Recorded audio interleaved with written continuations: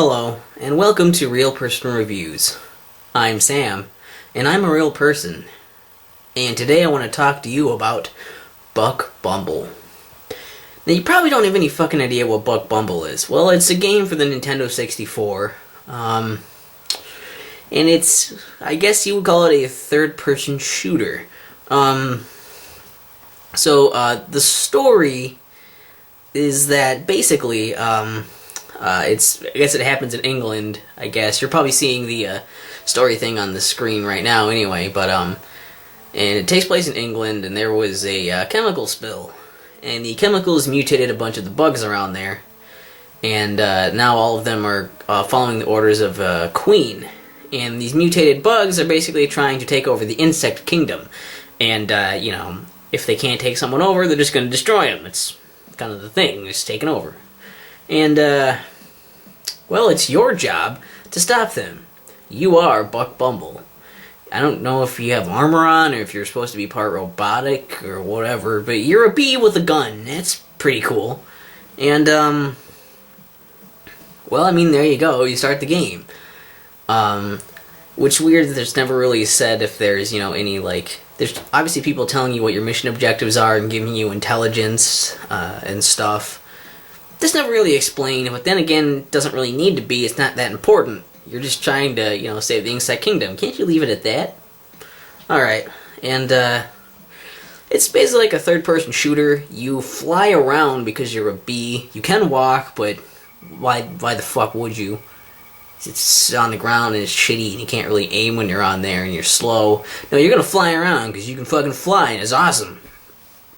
And basically you just go through a set of missions.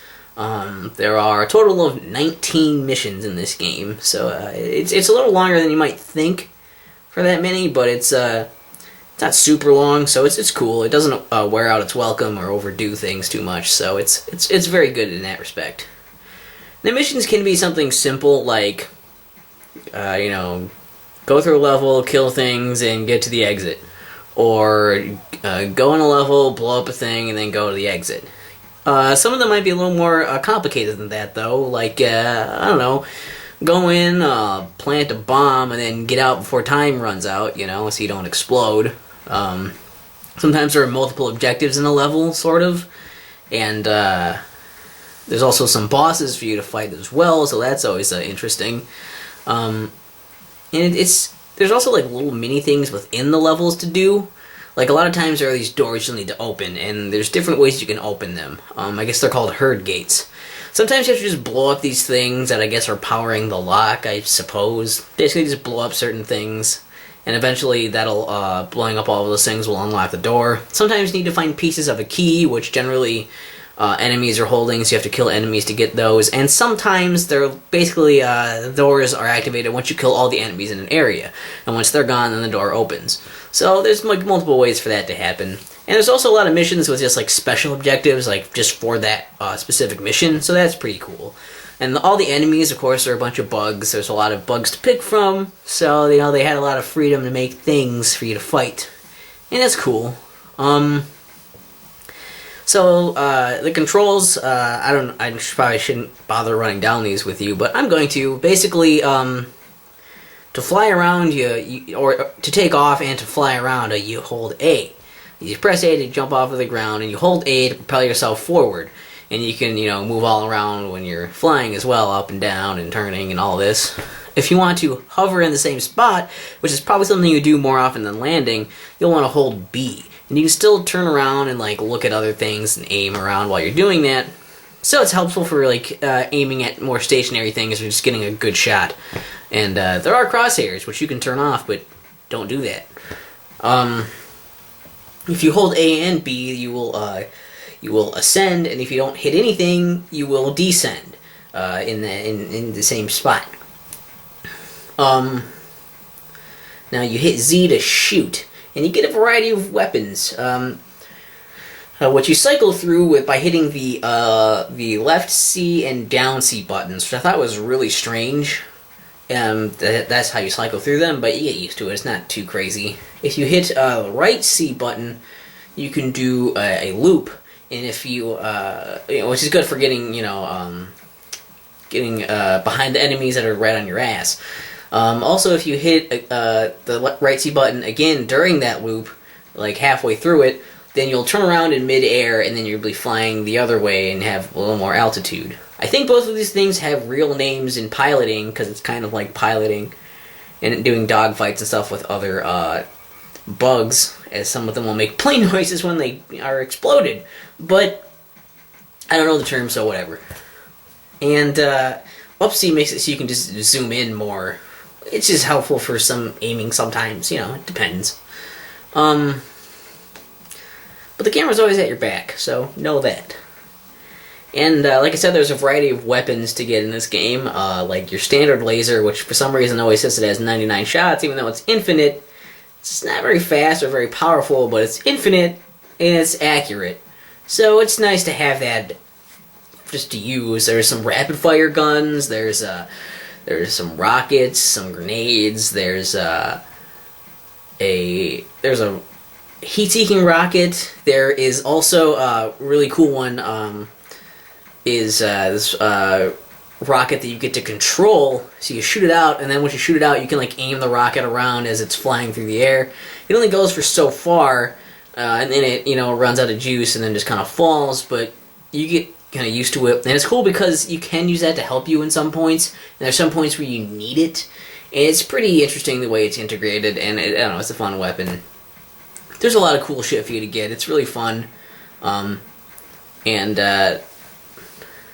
don't know, it's like, it's pretty simple in a lot of ways, and basically you just go through all those missions and sabotaging all of those things until eventually you, spoiler, not really, you defeat the queen and win the game. And that's the whole game. It's very simple, it's very fun. It's very Nintendo 64. I mean, the music, oh man, you hear that title music and you're just gonna be in the game, like, that's gonna be stuck in your head. It's just gonna be. The music in the levels is also pretty catchy. It's one of those games that's very Nintendo 64, that it sounds like it, and it looks like it, and it feels like it. The way it controls and everything, all that stuff comes together, and it just feels very Nintendo 64. And like, you might not like Nintendo 64 graphics that much, but I actually liked it. I think it worked well in this because everything is very like zoomed in a sense, because you're small, you're the size of a bee, and these other bugs are the size of bugs, usually. So, like some of the backgrounds and stuff sometimes would be like big like shovels and like park benches and like actual sized things to give you some scale and perspective to how big you are. And that also makes you kind of think like, okay, so this other stuff around here might look like super big and like the texture stuff, but it's because we're so zoomed in, and it kind of works with the atmosphere, I think, a little better than some other stuff does. So I think it was really cool in that part. Like, artistically it was cool, art design was cool, and I don't know, I really like the way it looks and the way it feels and sounds. Everything is great. I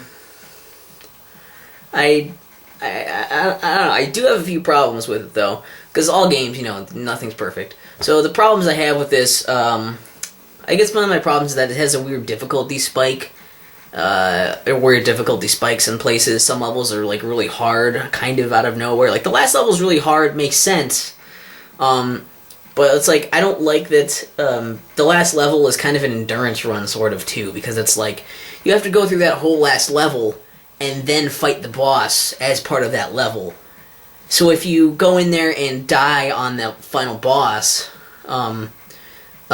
which you probably will, because the final boss is tough and does lots of damage, and until you actually know the patterns and what weapons are good and when to attack and where to attack and all that good shit, while you're figuring that out, you're probably bound to die at least once figuring that shit out.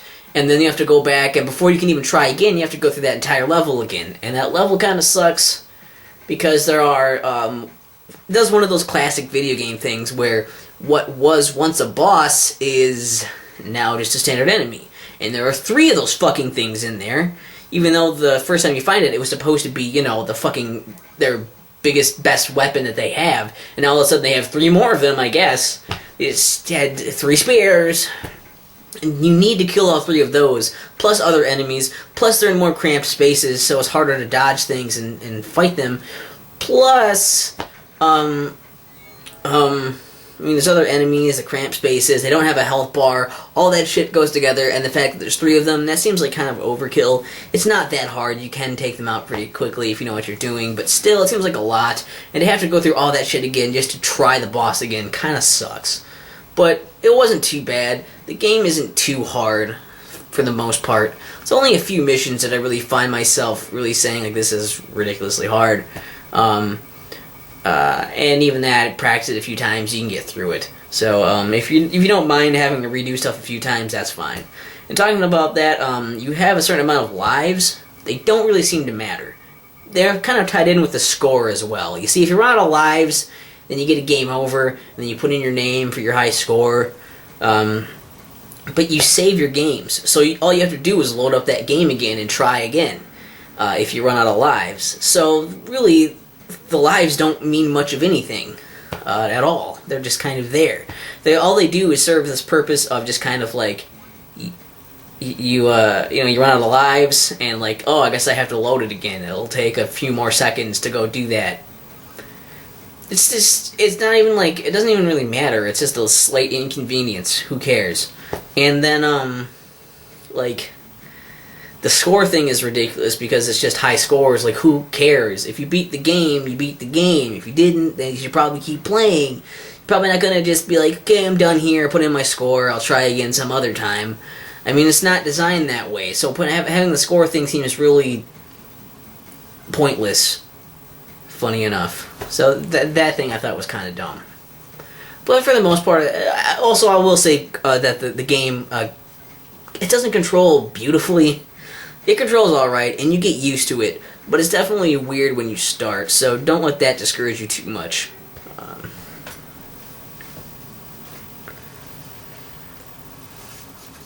Overall, Bumble is pretty cool. It's nice. It's this game I haven't heard of, you know. And I borrowed it like from a friend once and played a bit of it, and it was actually pretty cool. And then I found it at my game store for, oh, would you look at that, $10. Not bad. I played through it, and this game is probably worth $15 to $20, I would say, if you guys are looking for something like this. And I don't know if it even goes for that much, but, you know, of course, less is, it's always fine to get stuff for that, right? Get a deal. It's really cool. It's kind of like one of those gems that you don't really hear about, and you probably, you know, would see it. You look at this cover and you're like, I don't know how to feel about that, but it's actually pretty cool. There's also a 2-player mode. I haven't played it. I think there's like a deathmatch thing in it, maybe. I remember playing like the 2-player mode once, and I can't do it by myself here, so that's why I didn't redo it to check it out in depth. But the thing is, the only thing I remember was this soccer mode, which basically is 2 Buck Bumbles shooting at a soccer ball, trying to get it in the other goal. And the soccer ball, of course, is gigantic because it's supposed to be the size of a regular soccer ball in comparison to a bee. It's goofy. It's kind of might be fun for a little bit, but it gets super old. So it's not really much of a multiplayer game, but it's definitely a fun solo one for like flying around and shooting things. Almost like being in an airplane, kind of. Third-person shooting stuff. It's really interesting. I think it looks cool with the scale of stuff, and like flying around feels really cool in the way you go through stuff, and even the draw distance is kind of majestic with the way it works too. So it's a lot of fun. It's really cool. A lot of stuff about this is very solid, and you definitely pick this thing up if you find it somewhere. And if you're a big fan of Nintendo 64, like, I don't think you should really pass this one up. It's pretty good. And I've rambled on long enough about this one, so I don't know, in the comments, have you played this game? Why don't you leave that in the comments? What was your favorite gun, maybe? I don't know, like, what are some other of your favorite hidden gems on the Nintendo 64? I'd like to hear about that kind of stuff, maybe if you want to say it. And if you want to review other stuff, leave it in the comments. I know you won't, but go ahead. And jeez, I don't know. Maybe I'll review some other game with killing bugs. Who knows?